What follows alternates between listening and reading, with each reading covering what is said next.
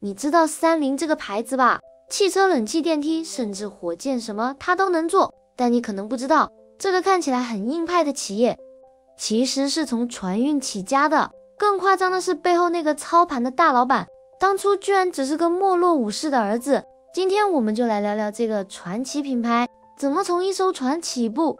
最后变成日本最强财阀之一的疯狂故事。准备好了吗？我们开始啦！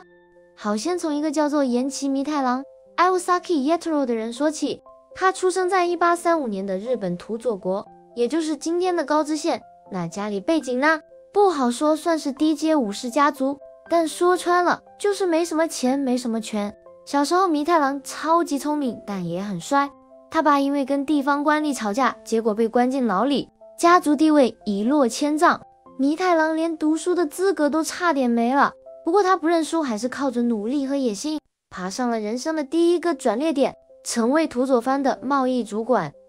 这个职位让他接触到一个新世界，海运生意贸易。他发现比起当武士，做生意更赚、更自由、更有未来。1869年，日本刚经历明治维新，大量改革正在发生。弥太郎这时候做了一个关键决定，他创办了一家公司，叫做99商会，后来改组专门做海运。他起家就是靠3艘中古轮船跑海运接政府的生意。没人想到这么小规模的公司，后来会成为三菱集团的起点。接下来是第一个关键大事件，明治政府当时打算外包海运，希望有民间企业来帮忙处理船运事务，而不是自己什么都包办。岩崎弥太郎这时候就跳出来说，我来做。除了接政府标案，岩崎弥太郎的成功还有一个很关键的背景，他非常懂得交朋友。他的船队可以接下这么多生意，除了能力，更多的是他在明治政府里面认识不少重量级人物，像是大久保利通、西乡隆盛这些明治元勋。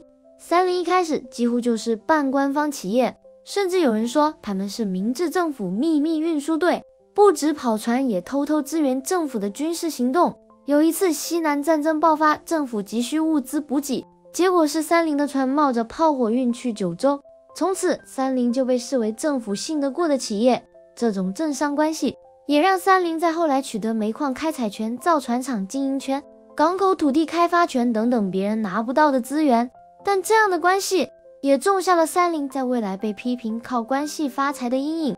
于是在1873年，他的公司正式定名为三菱商会。为什么叫三菱呢？其实这个 logo 是2个家徽的结合，一个是岩崎家自己的三阶菱，3个叠在一起的菱形，另一个是曾经提拔他的土佐藩主山内家的3叶柏3片柏树叶。这里有个很有趣的细节，这其实是岩崎弥太郎的一种高情商表现。他把这2个图案融合，变成了今天这个全世界辨识度超高的红色3转标志。这不仅代表家族的野心，更代表对恩人的敬意。这种把人情世故刻进 logo 里的做法，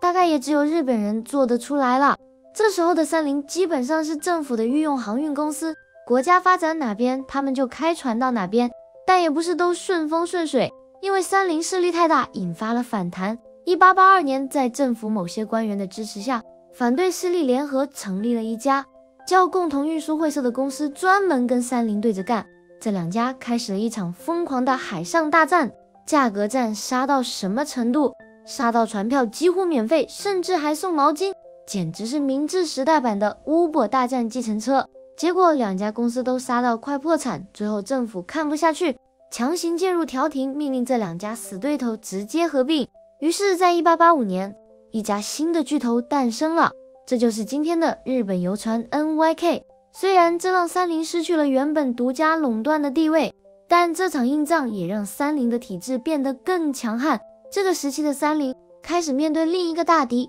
三井跟住友2大财阀。三井专注金融和贸易，住友靠矿业起家，三菱则是航运加重工业。他们3个就像日本早期的三国演义，互相竞争又互相牵制。特别是三井常常代表财务稳健派，而三菱则是进取派，敢冒险。连日本媒体当时都说三井保守，住友厚重，三菱激进。这种企业文化差异让三菱在新事业投资上更快一步，比如开拓海外航线、投资机械制造，很多时候都是三菱先冲，三井后补。这也造成后来很多产业三菱抢得先机，但也埋下不少风险。这场大战结束后，三菱反而更强了，因为他们学会了一件事，不能只靠政府，得开始扩张自己的实力。于是岩崎弥太郎开始大举投资，挖矿、炼钢、银行、保险、造船，甚至开始盖铁路、搞重工业，什么他都做。这时候的三菱已经不是单纯的航运公司，而是一个横跨产业的超级财阀。弥太郎在1885年去世后，他的弟弟岩崎弥之助接班，继续把三菱发展成更庞大的集团。在之后，弥太郎的儿子岩崎久弥接手，他走的是现代化企业经营的路线，强化了组织制度，成立了三菱银行、三菱地所，还在东京盖了整排的大楼。没错，今天你去东京的丸之内大楼群，就是从那时候开始的。但风水总有轮流转的一天，到了1940年代，日本开始进入战时体制，三菱重工就被拉去大量制造军用机、战舰零式战斗机，几乎整个集团都被拉进军工系统。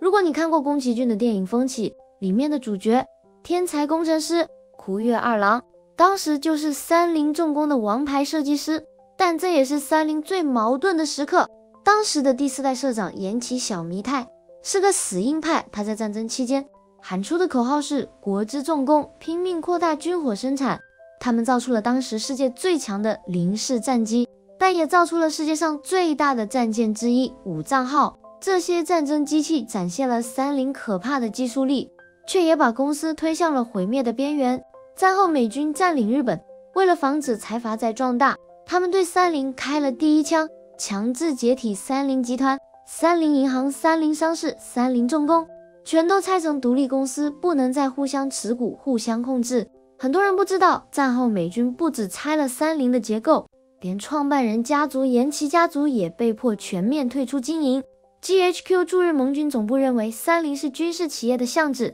要彻底去财阀化，不止拆分公司，还让岩崎家族捐出股份，不能再插手企业经营。所以你今天看到的三菱虽然还是叫 Mitsubishi， 但其实跟创办人家族已经没有直接关系，这在当时是非常少见的做法，也让三菱成为少数原创家族完全退出的财阀。但某方面来说，这也让三菱变得更专业、更制度化，从家族企业变成真正的企业联盟，这让三菱进入了一段短暂的低潮期。但没想到，这反而变成另一个转机，因为到了1950年代，日本经济开始复苏，三菱这些分家出来的公司反而各自变强了。银行搞金融商事，搞贸易重工，搞汽车飞机，互相独立但又有默契合作。这个三菱家族的模式变成了一种特别的松散型财阀，陪助日本一路冲进了经济奇迹的年代。到了1980年代，日本泡沫经济时期，三菱还做了一件让全世界都吓坏的事，他们买下了美国的灵魂。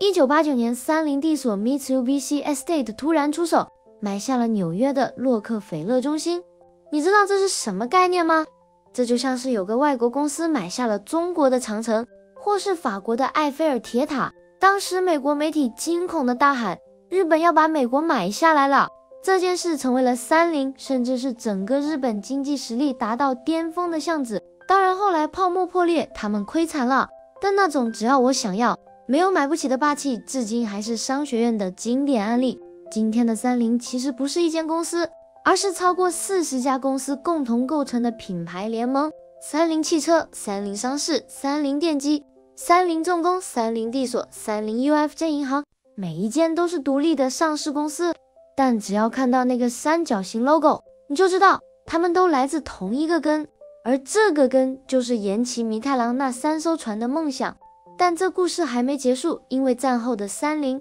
才真正变成什么都能做的企业怪兽。我们先从最多人认识的三菱汽车开始说起。你可能想问，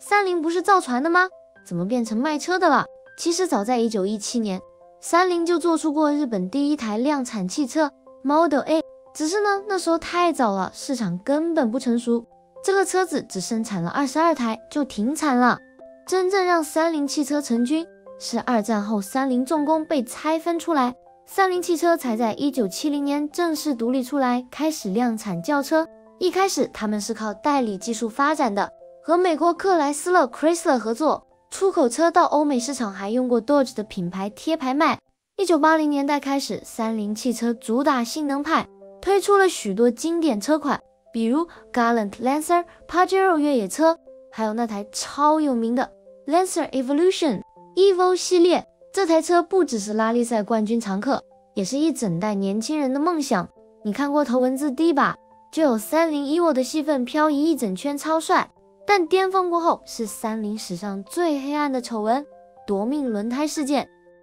2002年，日本横滨发生了一起恐怖意外，一辆行驶中的30大卡车左前轮突然整颗脱落，直接砸中路边一对母子，导致年轻的妈妈当场身亡。一开始三菱汽车坚称是车主保养不当，但随着调查深入，大家震惊地发现，这根本不是个案，类似的轮胎脱落事故已经发生了几十起。警方突击搜查后发现，三菱内部早就知道轮轴设计有缺陷，但为了省钱怕麻烦，高层竟然把这些投诉文件标注成 H 记号 ，H 代表秘密，然后藏在更衣室的柜子里，隐匿了整整23年。这个杀人不认错的态度彻底激怒了全日本，这场危机几乎让三菱汽车倒掉，连母公司三菱集团都一度考虑放手。不过他们没有放弃，靠住日本政府的协助，还有集团内部的资金挹注，加上后来引进的外资，比如戴姆勒、克莱斯勒、PSA 等合作伙伴，三菱汽车慢慢撑了过来。到2016年，三菱又爆出油耗造假事件，被日产尼桑并购成为旗下子品牌，加入了雷诺、日产、三菱联盟。所以你现在看到的三菱汽车已经不完全是原本那个独立三菱，而是变成联盟里的一环。不过他们的技术力仍然不容小觑，尤其在 PHEV 插电式混合动力领域，像是 Outlander PHEV 在全球还是卖得不错。讲完汽车，我们来说说三菱的重量级部门三菱重工。这间公司才是三菱集团真正的肌肉。他们做什么？飞机、船舰、潜艇、核能设备、火箭，几乎你想得到的重工业领域，他们都有参一脚。他们不只是日本自卫队的主要供应商，也是日本国家太空计划的主力技术支援商。比如说你听过的 HIIA 火箭就是三菱重工制造的，还有全球第一座商转的氢气发电厂也是三菱重工打造的。他们甚至还想开发自动飞行的飞机引擎维修机器人，技术实力真的很猛。